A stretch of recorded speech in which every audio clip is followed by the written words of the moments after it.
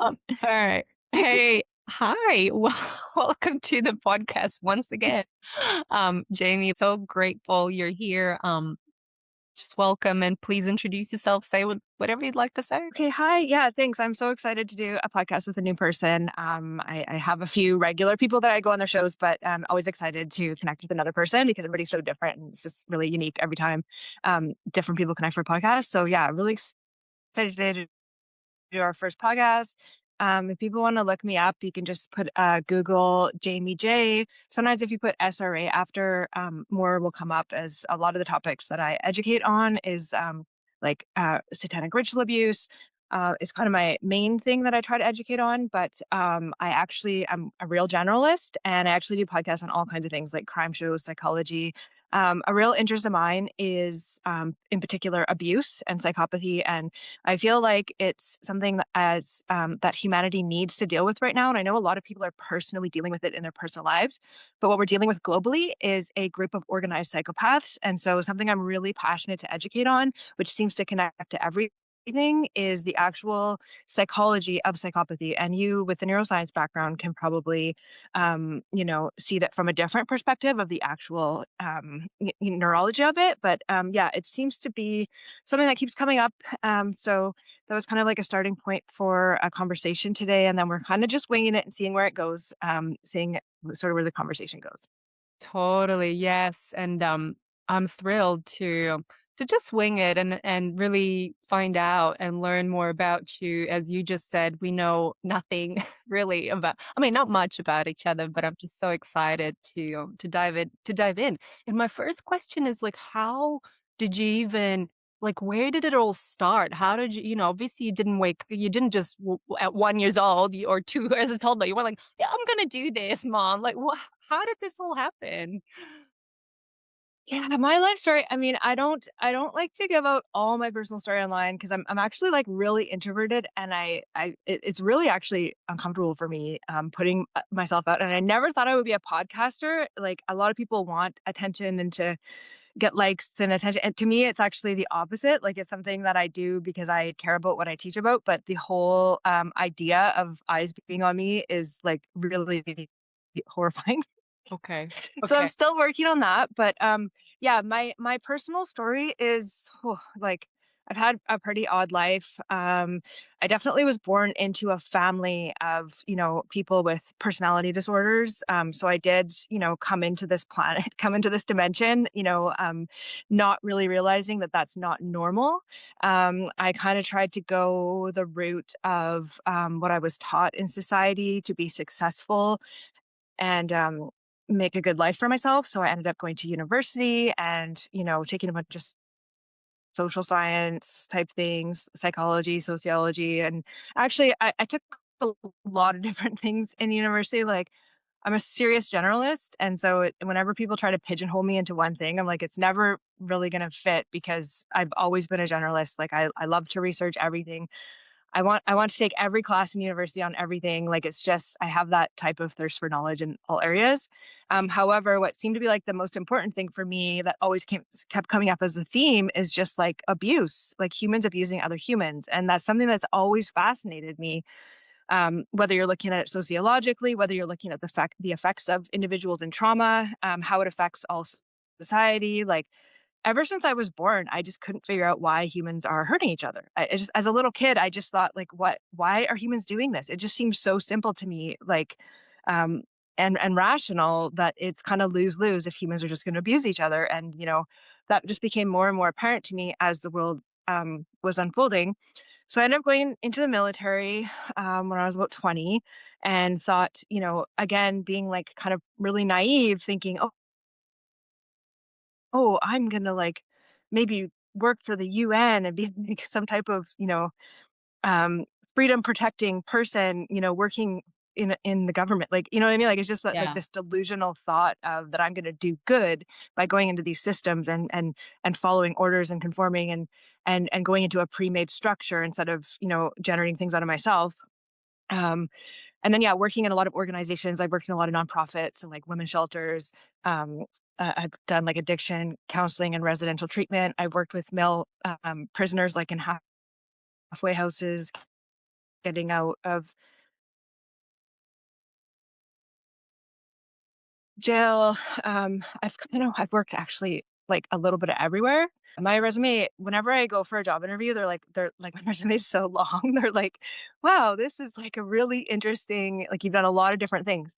So yeah, that was kind of my start in life, was like just kind of going into the pre-made structures and then being completely disillusioned, seeing these organizations work from the inside and seeing how they were kind of like top heavy, like where they were almost like money laundering and like have this illusion of being these helping charities and stuff. But then actually when you're working in them, it's like everything's kind of about liability and, like I've actually seen like clients being harmed and like people actually in like a psychopathic way, like having zero empathy because it like didn't match a policy or they were scared of liability if they were to actually help somebody. And it's like getting to that point where people are so disconnected from what's right and wrong that it's like a form of insanity. And then you have all these kind of young people that sort of get gaslit into these organizations like, oh no, this is the way we do things, like whether that's in a hospital setting or rehab setting or a shelter. And then when you get smart enough, well, first you feel it energetically and intuitively, you just feel wrong what you're doing. Like you have this kind of feeling of like, well, I'm doing this as part of my job, but like it doesn't really feel right to me when I'm doing this and when I'm filing this paper or doing this action. And then you kind of start, when you're young, you kind of gaslight yourself and say, well, it must be me. I just must not understand how this works. And you know what I mean? And then when you get older, you're like, wait a second, no, I do trust my intuition. It's always right. And, I am in alignment with a moral center. And when I do have an intuition, it's actually right. And so when you start tuning into that more, you actually, in good conscience, can't work in these organizations anymore once you are honest with yourself about what you're actually a part of. So for me, around the age of about um, 28, I had like a huge year of trauma. I had a brother killed in a car accident who had just had a baby. Mm. So I had a little baby to contend with. And, so like really good stuff, like a little baby, and then really bad stuff like death and like the little baby looking like my dead brother. And so it was like just like this weird like time of extreme trial in my life, but like with good and bad. And because I had been in the military and I was able to be really tough, I Mm. probably could have soldiered through all the trauma. But when you have a little cute little baby around you that's like softening your heart, it's Mm. really hard to be tough. Like you can't actually be tough and be around babies at the same time or you're a psychopath. So like that's kind of what happened Yeah, to me. li That's kind of what literally. happened to me, to be like, okay, I need to reevaluate everything here. And so at age 28, that's when I really actually had like a complete life change. And I started reading a lot of books and had to undo all the crap I learned at university, like you know what I mean, because I was really indoctrinated into like the wokeism and the Marxism and if you take social services and stuff in university, like you're getting the worst of the worst of that, like you're getting even extra indoctrination in in those fields, in those subjects, right, than even the general public. Mm. So I had to really undo all of that. And then I took in just like a huge amount of knowledge. Like I read like thousands of books and I was just like, what is going on? Yeah. And, so I started really just inputting so much information. And at some point, people were like, well, why don't you just come on a podcast? Cause just for the heck of it, like we were practicing in a media course and the people just liked it so much. Everybody was like, tell Jamie to come back on, tell Jamie to come back on. So I ended up podcasting, which is a way better use of my time than even like individually doing sessions with somebody, because if 1,000 people listen to me at 1 hour of Yeah, my time, I mean, that's yeah. just like exponentially more effective than me sitting one on one. And I still work with some people one on one, but I do multiple different things. I do some advocacy, different causes we are actually involved in right now. So yeah, I'm always doing different things, but the main kind of thing I'm always trying to doing is just, standing up for what's right. And so for me, like I kind of feel like my service to humanity is to save other people having to basically sacrifice having any social life to reading mass amounts of books. Like I feel like I can take in the data, and I feel like it's an honor to survivors of ritual abuse and stuff for me to actually listen to their story and read their books. So I take it very serious as a spiritual task to say this person's actually put their testimony down. I'm actually going to read it and I'm going to actually care. And then I'm going to go on a podcast and I'm actually going to advocate and speak for people that might not be able to. And I don't necessarily like doing it. Like I said, I've never been a person who wanted to be even have my picture taken. So It's very odd for me to end up being podcasting, but, like, it's actually but just at the request of others, like, people came to seem to keep asking me to do it and want me to do it, so that's kinda how I ended up doing it. Wow, So that's a really long answer. well, it's exactly how you wound up here, because I was like, I mean, we were on that Zoom meeting together and, like, there's lots of other people, and I was like, "Oh, I wanna interview her." You know? So, like, here we are. But that's incredible, and, there seems to be a thread of, me interviewing people with some sort of military either background or family or like it's a thing. I'm just like literally in my mom like holy like that person this you it's a thing. So I don't know what and my own father was in the KGB. I didn't really know him, but it's like it's a thing here. So I'm just making a mental note that now is public for myself. Yeah. Wow. Wow. And it is such a it's amazing. You really are a gift to the world because not everybody like I don't read many books. I'll be honest with you. Oh my goodness. I'll be honest.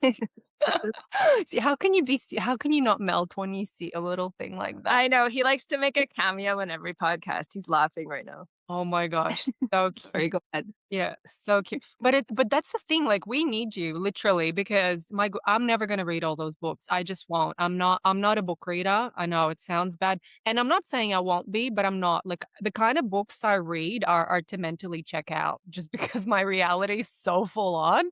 I Mhm. literally read this book about I don't about that chick, that, was a cooking thing in Paris, and then they made a Oh, yeah. like, Yeah. like, that's the kind of because I'm like, "Dude, if I'm reading books on SRA and stuff like that, that I'm currently researching and very, like, is at the front of my face in real life, I'm not gonna survive." So Yeah, it's really hard too, like, when you're around like I said about being around a child, it's actually hard to be in both those worlds at the same time, so, like, people that are around children and stuff, like, you can't be, like, taking in all this information about, like, extreme child abuse when you're around children because it actually, like, just doubles the trauma.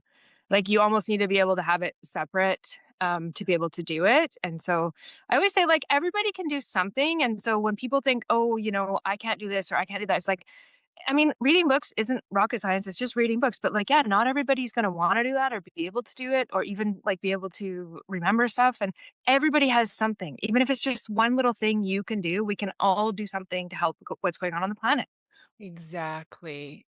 Yeah, no, it's wise words. I mean, hence why I'm doing the podcast as well, and then, as you said, the one to many framework is really I find more effective than one-on work, like, I'm totally there with you. I mean, there's value in Mhm. everything. Obviously, there's things that you and I will discuss one-on-one that we won't make available to the general public, but this is a really yeah, like, actually making stuff available to a lot of people is very valuable, so I do appreciate it, and I'm right there with you. Um, okay, so let me let me jump a little bit. So what are you up to now? Okay, I got a flavor of how you got here, so to speak, but what are your main squeezes at the moment? Well, I don't share everything I do publicly because first safety for some of it. But I will say that I am doing some legal advocacy in multiple different areas. Some of it with survivors, some of it with local issues. It's I'm working on some of that stuff behind the scenes, which I actually don't always put my name on, but it's something that is that I'm working on with other people that also don't always put their name on everything, and which is actually something that needs to be done at this time. And so I do that. I also work, well, I still work in mental health. I'm looking to get more and more away from any organization though, because I've actually become so disenchanted with the counseling field, the social work field, the nonprofit field. And actually in Canada, like with the MAID program and all of the different laws that they're putting through to restrict what any different professions or even to say like where people are it's almost reminds me of like when Stalin was in reign and everybody was so paranoid to say anything because they didn't know who they could trust. And that's actually happening in the counseling field where like people are just nobody trusts each other so they're all acting a certain way like they're only allowed to say certain things or there's a lot of normalizing of mental illness right now And people are just so scared to actually connect with their own intuition and speak the truth that it's actually, like I said, something I'm just looking to get more and more and more away from. I still have to be involved in it a little bit at this time, but yeah, I'm looking to get like completely out of it. Um, and then I do just for free, I actually work with survivors one on one, not long term because that's not something I can do. But I usually have at least a few people on the go at a time that I will meet with for like 8 to 10 sessions, just because the stuff that I've researched isn't taught in school. And so a lot of people go to counseling somewhere, and there are more counselors coming online, but like a lot of them are so much work for people to explain even what they need help with, that people find it helpful to talk to me because I've already taken in all the information and knowledge. And I actually know a lot of stuff they don't even know. So they'll tell me stuff about themselves, and I can say, oh, well, I read this other book where this girl described this and this and this. So, like, that seems to be like a really helpful thing that I've been able to do with people. Just because of the database of information I've taken in and cross referenced so many different survivors' testimonies. And I do that for free because I believe every survivor of ritual abuse has been robbed and is owed. And to me, it would be the same as like having to pay the police to take a statement or pay a foster child to stay for the rent. Like, so when because to me, ritual abuse is a crime, and I do work with a lawyer, and I look at a lot of things forensically and legally.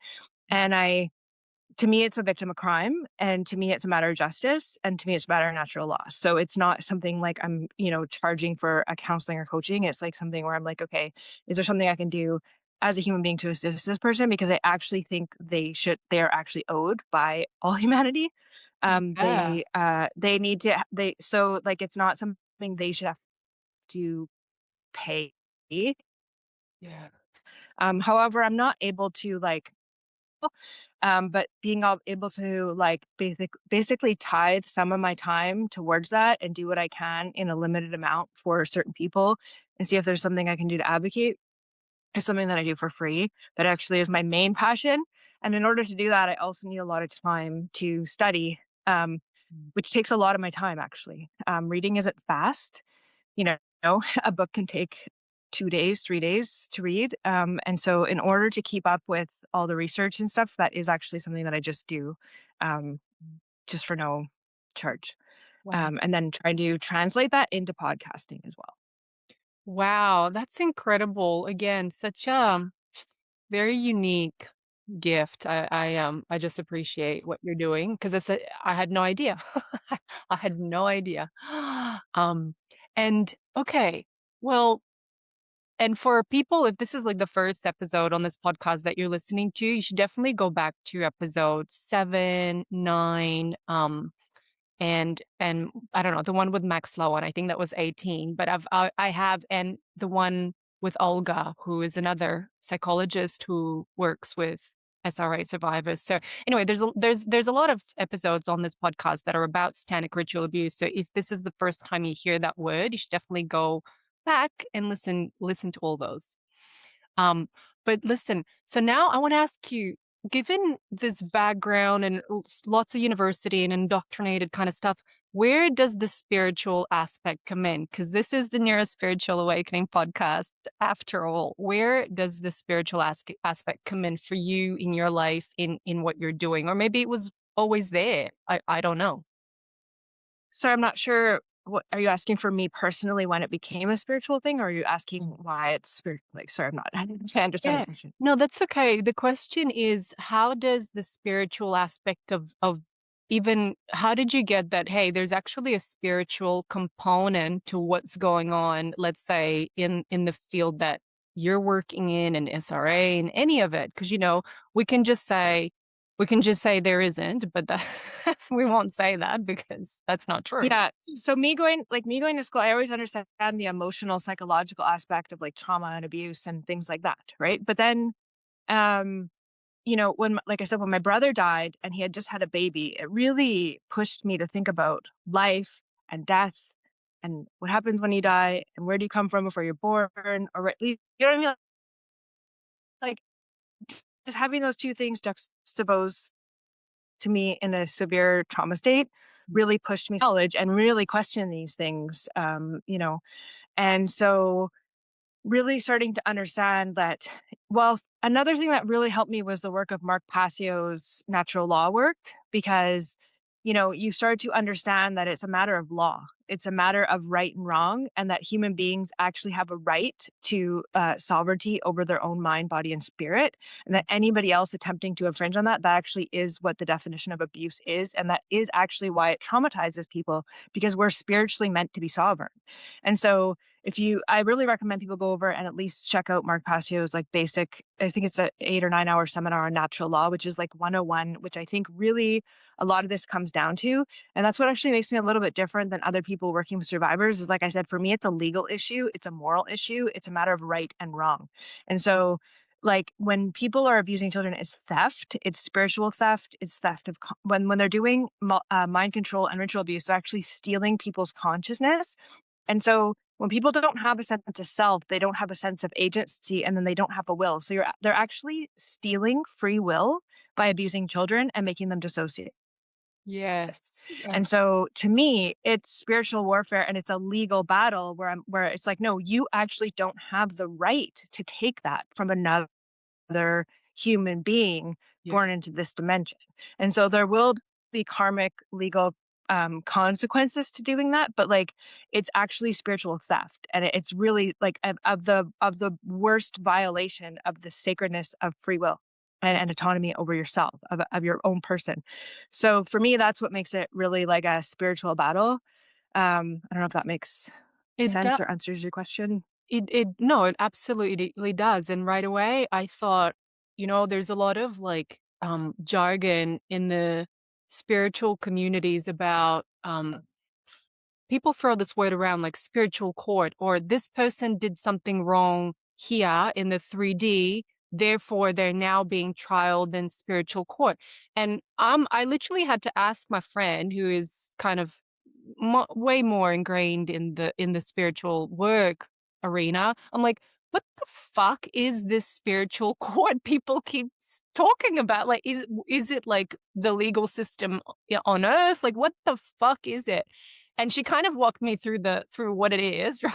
Yeah, So I'm like, "Oh, okay." But it's like what you're talking about now kind of molds all of it into what's happening here right now on earth, as well as in spiritual court and other realms. Like it is all happening whether we believe it, see it, or not see it, right? It's kind of all it's all modeled.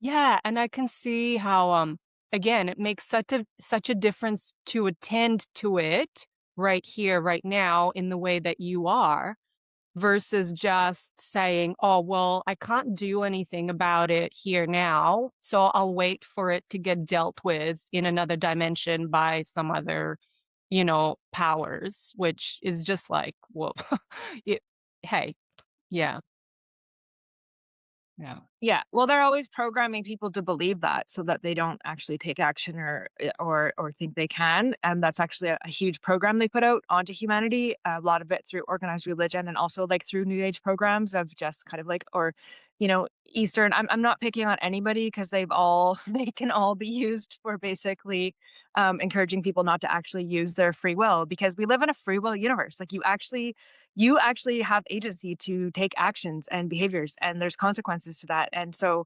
understanding how natural law is like we have physical laws, we have there's spiritual and physical laws in our universe. Like there is cause and effect, there is physics, there's quantum physics, like there is actual objective morality and right and wrong. Like you can't actually cause harm to children indefinitely because it actually goes against nature and life. And so it doesn't matter how you feel about that. So they're always pushing like moral relativism and stuff and saying, well, if you just think about it differently, then you can take a different action. And like that's really part of the spiritual battle is letting people convince you of that stuff, which even when you go to university or you go and you work somewhere and you're even somewhere like a hospital where you're supposed to be helping people and stuff, and like you see harm being caused, but like you're so gaslit within yourself to be able to tell right and wrong where it's dictated to you from the outside. And so people want to believe in politicians or laws or mandates for morality when you're realizing like there actually is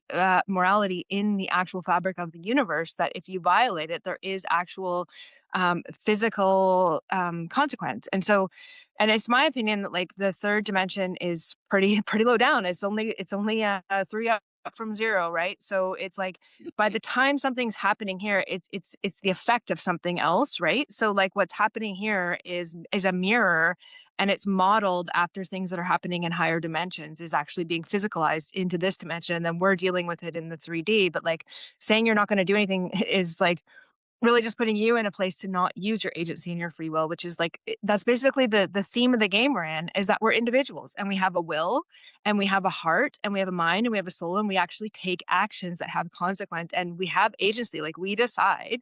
And so the reason that I'm so passionate about teaching about ritual abuse and stuff is because that's what they're attempting to interfere with. Like they're stealing a person's consciousness from themselves so that they don't even know what their will and agency is. They become an extension of someone else's will, and that's the agenda for all humanity. So like that is where the battle is fought, is like being able to hold on to your spiritual sovereignty, and like just sovereignty over like the smallest little bit of ability to like even have a sense of self, so that you even know what your will is before you take an action. And so to me, that's really the pinnacle of all the other problems on the planet. And so this is like where the battle's fought, is in that realm of the will. Wow. I'm just, like, piecing together in my mind what you just said. It's like it's a big communication, and I'm gonna have to go to re-listen to it to really, get the extent of what you said, and which is partly why I wanted to interview you, 'cause it's you've got a brilliant mind, obviously. Um, and so what's the what's the, what's the thing that you can say people should really have a look at if this is all like new to them and they're just like, oh my gosh, this is an overwhelm of info for me. Where do I start even? Like, let's say somebody's sitting in their cubicle in the corporate arena right now listening to our podcast. Where to start? Like, yeah. I think natural law is like the ground zero for where the battle's actually fought. Like because people don't even understand what basic rights are, and they don't understand the difference between good and evil. And the reason they don't is because they don't actually understand, not spite the individual, but we're all subject to it as individuals. So like I really recommend Mark Passio's work on natural law. He did an excellent job. Like I don't need to redo what's already been done excellent. Like I hate when people rewrite a book when there's already a good book on something. Like I'm like, no, Mark Passio's actually done an excellent job of explaining all this. You just actually have to give about at least 8 hours of your time just to get to kindergarten. But like this is the basic crux of everything, is that there's objective morality. Like there is actual spiritual laws in our universe, and people have rights and they don't have rights, and people don't actually have the right to cause harm to others. It's very, very simple. And when you start understanding that you're working in an organization that's built on hierarchy and slavery and power and control and force and coercion and putting people under duress, you start to realize that that's actually objectively immoral. And when you participate in it, you're actually responsible for your own actions. You don't get to say, oh, well, I needed the money, or I just had to do my job and follow orders. Like that's actually a spiritually illegitimate defense. And so you have to actually start taking ownership for your participation at all times. And so I think for anybody, this is like really the basic underbelly of like everything else that's happening is violation of natural law. And that's why and Mark Passio will also explain that there's a relationship between freedom and morality. So the more moral a society is, the more free they are. And so this is, mirrored in the Christian tradition of, sin being the legal grounds for oppression. And you know what I mean? So it's mirrored in all religions. Like if you do wrong, you actually start losing your freedom to have agency, right? Like if you don't respect others' basic, autonomy and property and right to their body and to make their own decisions and to exercise their free will until it starts to harm others, that's really, really basic. And they don't teach you this in school. This should be like the first thing. I mean, kids understand it naturally, but I mean, this should be the first thing taught in grade 1 to all humans coming into this planet. There's natural law. These are your rights and these are not your rights. You don't have the right to cause harm to others. It's very, very simple. And it's better for everyone that way. And these people that are always masterminding everything, they're always promoting everybody to do immoral behaviors and lying to you and telling you that it's your right to do it, because they know that once you do it, that you're actually subject to them enslaving you more, just like a boa constrictor will tighten around your neck every time that you exhale. So every time that you go and you're even okay with other people being harmed, it's this is how these people are gaining more and more control over people. They're always promoting you to violate natural law so that they can take more control over you. So I think that's a really important thing for people to understand. I think so too. And um, because I experienced it myself, like what you were saying before, when I used to work within, at Melbourne University, yeah, at the Florey Institute of Neuroscience and Mental Health, where I completed my PhD. And at some point, I was like, no, I'm not doing this because this just goes against my essence. I'm just not doing this anymore. And yeah, I think you have to try this on in your own particular, environment. Like try the thought process that maybe there's some real shit going on here that is violating your own sovereignty and other people, and then make your own, conclusions and act accordingly, as I did. Like, I'm not there.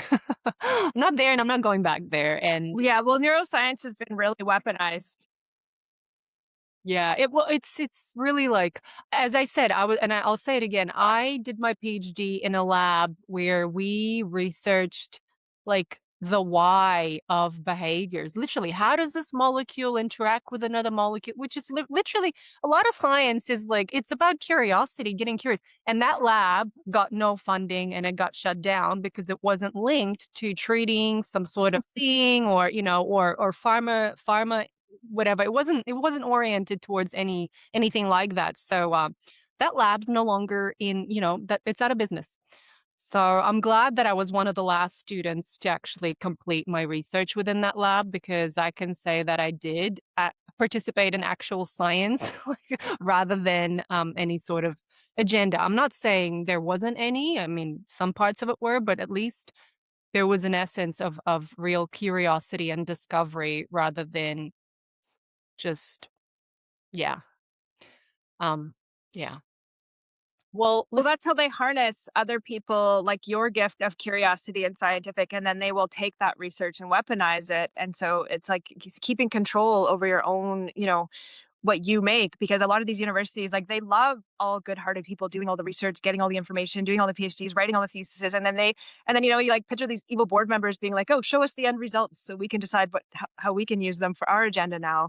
And so it's really sad that everybody kind of gets their, it's like that's why I love open source stuff where it's like for everybody's benefit and stuff, because it seems just there's so much politics in like the field of education and science and research and everything that is like, but they cannot exist without actual curious minds, real people that really care and want to find out the truth and experience and explore the universe and the creation, and that they have the best of intentions in what they're doing. It's like really that they are the ones that are supporting this whole system.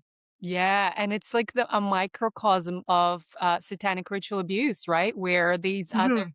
entities that don't have the life force that we have. I'm paraphrasing Max here. I might do a bad job, but it's, the gist of what I'm saying is literally that they're trying to use our life force, our curiosity, our, energy ultimately to carry out their agenda, or at least they have until this point, as far as I understand. And it's like no more, because, no, that's not going to happen. Yeah, and that's why compartmentalization is such a weapon because and okay, let me see if I can explain this right. But like, we're literally living on a dissociative planet, which is mirrored on the mind of a traumatized, satanically ritually abused child who has different compartments in a dissociative mind, where there's different personalities or parts that are segmented off and feel that they are different and othered from the other parts within one entity. And we're experiencing that on a global level. So we're all actually like a part in the whole, and so one of their methods is to traumatize and to have power and control where everything's compartmentalized and fragmented so that people are always doing actions in a context or something that's out of context where they're actually not making decisions with all of the information. And so evil always seems like a good idea when you don't have all the information, right? Like you might go in somewhere and say, oh, I'm just doing this. But like when you look at the whole picture, which is why God's not evil because he has all knowledge, right? So it's like when you look at the whole picture, what you might be doing might be evil in the whole, but if you only have a little segment of what you did in that little hour, it doesn't seem evil. So they're always promoting compartmentalization and bureaucracy and sectioning off everything and keeping it separate from other parts so that they can not have the full context of what they're actually doing, which is the same thing they do inside of a mind of a traumatized dissociative identity disorder child, which they're trying to do to everybody. And so part of the battle right now is communicating as humans, which we've been blessed with this technology to be able to do it, because me and you would have never maybe ran into each other ever. And now we're having this conversation. So we're like two dissociative parts out in a system that somehow have been able to have co-consciousness right now and have a conversation where we're sharing things from a different perspective, which leads to integration.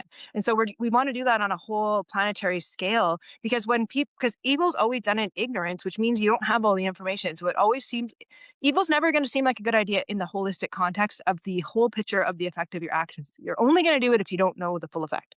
So their biggest tool is keeping everything separate.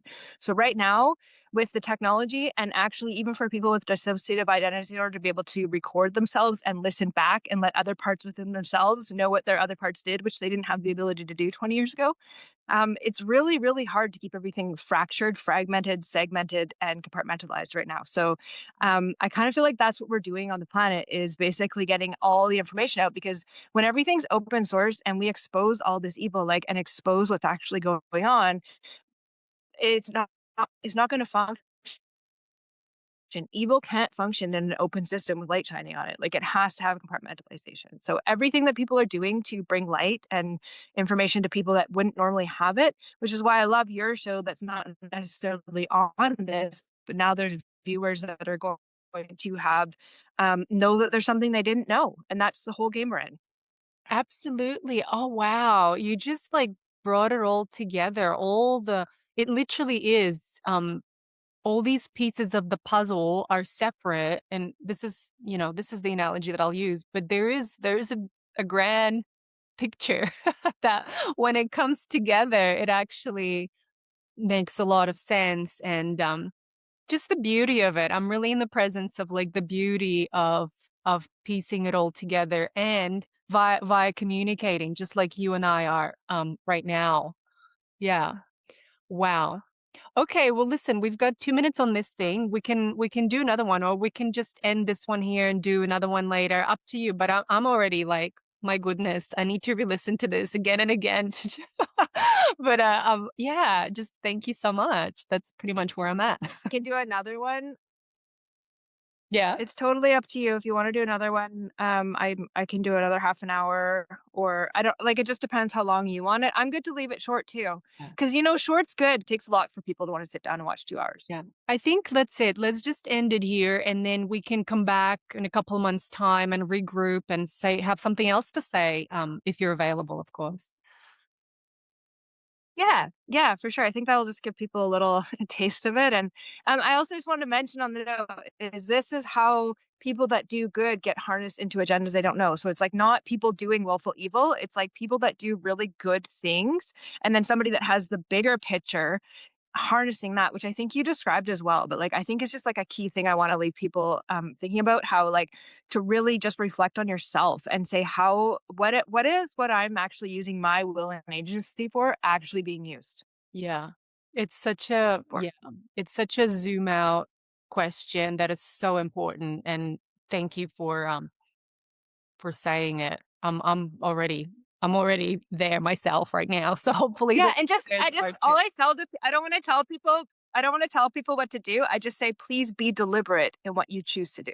Yeah. All Know right. why you're doing it, know what you're doing, and choose to do what you're doing. Yes. And I'll leave it there. All right. Thanks so much, Jamie. Thank you. And we'll see you again next time. And thanks to all the listeners.